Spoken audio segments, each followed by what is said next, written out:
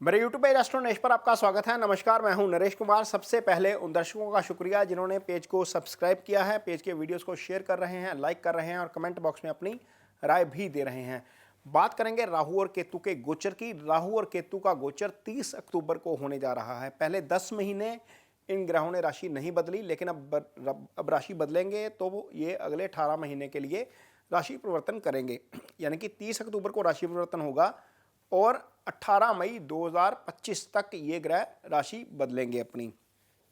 इसका असर जो है वो कैसा होगा ये बताएंगे, और सबसे पहले ये बताएंगे कि एक्चुअल में ये ग्रह काम कैसे करते हैं। ये दोनों ग्रह छाया ग्रह हैं, इनकी अपनी कोई राशि नहीं होती। जिस राशि में बैठते हैं वहाँ उस राशि के फल करते हैं, उस राशि के स्वामी के मुताबिक फल करते हैं। जिस घर में बैठते हैं उस घर के मुताबिक फल करते हैं। जिस ग्रह के साथ बैठते हैं उस ग्रह के जैसे फल करते हैं। तो बात मकर राशि के जातकों की करेंगे। मकर राशि के जातकों के लिए राहु और केतु का ये गोचर क्या परिणाम लेकर आएगा, आपको इसका क्या फल मिलेगा, इस पर चर्चा करेंगे। लेकिन सबसे पहले इसको ये समझेंगे कि एक्चुअल में ये इतनी तेजी से काम कैसे करते हैं। तो गोचर बेसिकली क्या होता है, घड़ी में 3 सुइयां होती हैं। जो पहली सुई होती है वो महादशा की है, जो घंटे वाली सुई है। जो दूसरी सुई है वो अंतरदशा की है, जो मिनट वाली सुई है। और जो तीसरी सुई जिसको हम गोचर बोलते हैं, क्योंकि अल्टीमेटली एग्जीक्यूशन गोचर ने करवानी है। जैसे ही 12 के ऊपर घंटे वाली सुई और मिनट वाली सुई आएगी तो सेकंड वाली सुई के ऊपर आते ही जो घंटी बज जाती है। तो ये घंटी बचाने का काम ये गोचर करता है, और राहु केतु के मामले में तो बहुत तेजी से करता है। अब फिलहाल स्थिति ये है, 30 अक्टूबर तक की जो स्थिति है ये 30 अक्टूबर की ही कुंडली है और ये मकर राशि की ही कुंडली है। वहां पर स्थिति ग्रहों की इस प्रकार रहेगी। लेकिन राहु और केतु जो है वो गोचर करेंगे, ये उल्टी दिशा में गोचर करते हैं। यानी कि अब मेष राशि में गोचर कर रहे हैं राहु, तो यहां पर ये राहु चले जाएंगे गुरु की मीन राशि में। अब यहां पर तीसरे भाव में राहु का गोचर शुरू हो जाएगा आपकी कुंडली में, और केतु यहां पर शुभ गोचर में है, ये 9वें भाव में आ जाएंगे। ये दोनों ही ग्रह किसी भी राशि के लिए एक साथ शुभ फल नहीं करते। एक शुभ होगा तो दूसरा अशुभ हो जाएगा। अब यहां पर स्थिति यह है कि आपके लिए केतु का गोचर शुभ हो रहा था 10वें भाव में। पाप ग्रह 3, 6, 10, 11 में अच्छा फल करते हैं, तो यहां पर केतु का गोचर अशुभ हो जाएगा, क्योंकि केतु 9वें भाव में आ जाएंगे। राहु का गोचर अशुभ था, लेकिन राहु अब शुभ गोचर में आ जाएंगे, तीसरे भाव में गोचर करेंगे। राहु का तीसरे का गोचर अच्छा होता है। यानी कि यदि आपकी कुंडली में राहु की दशा चल रही है और आपका राहु 8 और 12 भाव में नहीं है, तो आपके लिए गोचर शुभ फल देगा। निश्चित तौर पर आपको इसके बहुत फायदे मिलेंगे। आगे समझाएंगे कि कैसे फायदा मिलेगा। सबसे पहली राहत तो आपके लिए ये हो जाएगी कि यहाँ पर ये जो सुख स्थान है, यहाँ पर जो युति बनी हुई थी गुरु और राहु की, ये टूट जाएगी।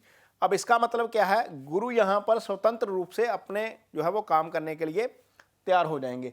अब गुरु आपकी कुंडली में 12वें भाव के स्वामी और तीसरे भाव के स्वामी हैं, तो यहाँ पर गुरु की दृष्टि जब यहाँ पर बैठेंगे तो गुरु एक दृष्टि यहाँ पर दे रहे हैं, एक दृष्टि यहाँ पर दे रहे हैं। यहाँ पर भी गुरु की दृष्टि पड़ रही है।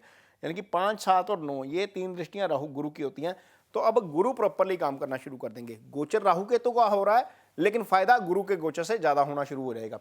अब ये भाव कौन सा है, ये भाव आपके विदेश का भाव है। विदेश से जुड़े जितने मामले हैं, मान लीजिए आप MNC में अप्लाई करके बैठे हैं लेकिन वहाँ से कोई रिजल्ट नहीं आ रहा, तो आप अक्टूबर के बाद उसका आपको रिजल्ट मिलेगा और आप MNC में सिलेक्ट हो सकते हैं, या किसी विदेश से जुड़ी कंपनी के साथ काम कर सकते हैं, या किसी एक्सपोर्ट हाउस में काम कर सकते हैं, या कोई ऐसा आय का साधन बन सकता है जिसका कनेक्शन विदेश से जुड़ा हुआ हो।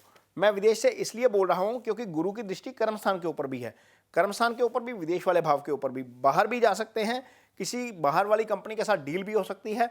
तो आपके लिए अल्टीमेटली गुरु का शुभ फल बहुत अच्छा मिलना शुरू हो जाएगा मकर राशि के जातकों के लिए।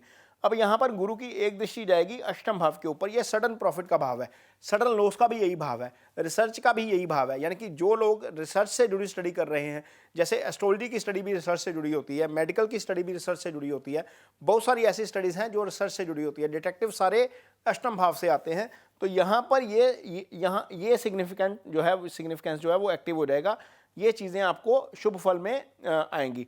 हालांकि आपके ऊपर जो शनि की आखिरी ढैया चल रही है, शनि आपकी कुंडली में दूसरे भाव में गोचर कर रहे हैं, लेकिन शनि चूंकि लग्नेश है इसलिए उसका ज़्यादा नुकसान नहीं होगा।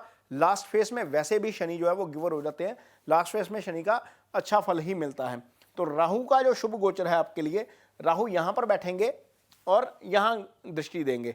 जब यहाँ राहु की दृष्टि जाती है जो शुभ गोचर में है और यदि आपकी कुंडली में दशा भी राहु की चल रही है तो ये भाव एक्टिवेट है, ये कर्म है, ये इसका फल है। यहाँ से इच्छाओं की पूर्ति देखी जाती है, यहाँ से आपके कर्म का फल है, यहाँ से आपके जो प्रोफेशन है, जॉब है, कारोबार है, उसकी आय है। तो ये भाव एक्टिवेट हो जाएगा तो आपके लिए आय के लिहाज से बहुत अच्छी स्थिति हो जाएगी, आपको इसका बहुत फायदा मिलेगा राहु के इस गोचर का। राहु जब यहाँ पर बैठते हैं तो ये भाव एक्टिवेट करते हैं साथ में। यदि आप पार्टनरशिप में काम कर रहे हैं और दशा भी राहु की चल रही है और राहु शुभ स्थिति में है आपकी कुंडली में, तो आपको निश्चित तौर पर पार्टनर से भी फायदा हो सकता है, लाइफ पार्टनर से भी फायदा हो सकता है। यदि पार्टनर के साथ कंफ्लिक्ट चल रहा है किसी तरह का, वहां पर भी आपको उसका अच्छा फल जो है वो देखने को मिल सकता है। राहु हमेशा बुरा फल नहीं करते, लेकिन राहु जब देने पे आते हैं तो बहुत अच्छा दे के जाते हैं। तो ये शुभ गोचर में है, सप्तम को एक्टिवेट करेंगे, 11वें भाव को एक्टिवेट करेंगे। यहाँ पर दशम भाव जो है वो गुरु ने ऑलरेडी एक्टिवेट कर दिया, तो आपके लिए कर्म भी अच्छा हो गया, कारोबार, जॉब, नौकरी सब कुछ बेटर हो जाएगा, आय भी अच्छी हो जाएगी और आपके लिए ये चीज़ें भी अच्छी हो जाएंगी, पार्टनरशिप भी।